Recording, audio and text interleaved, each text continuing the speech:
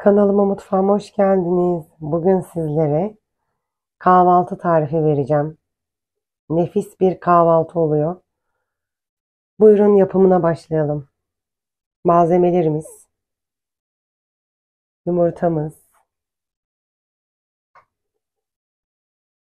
Evet, şu an tavamızı yağlamakla başlayalım.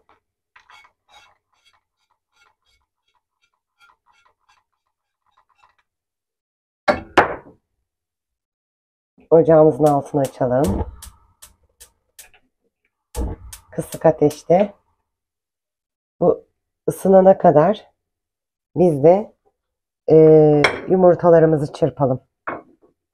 Yumurtalarımızın içine dilediğimiz baharatı koyalım ve karıştıralım.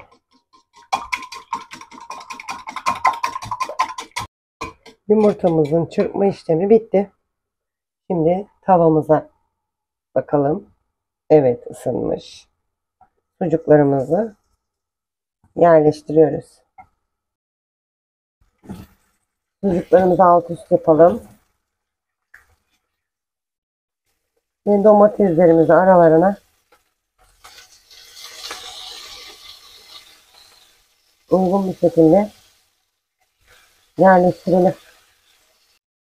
Çırpmış olduğumuz yumurtaları da tavamıza döküyoruz.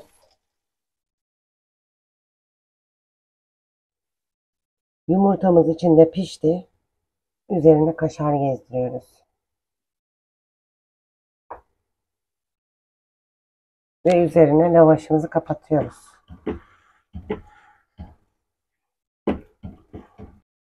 Bir tabak yardımıyla ters çevirdim ve tekrar bu yüzüne de kaşar döküyorum.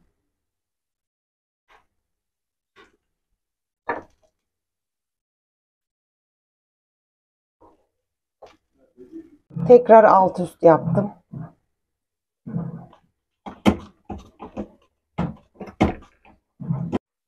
Evet, kahvaltımız pişti. Şimdi dilimlere ayıracağız. Nefis kahvaltımız hazır. Dilimledik. Yemeği bekliyor. Harika görünüyor. Lezzeti de bir o kadar güzel.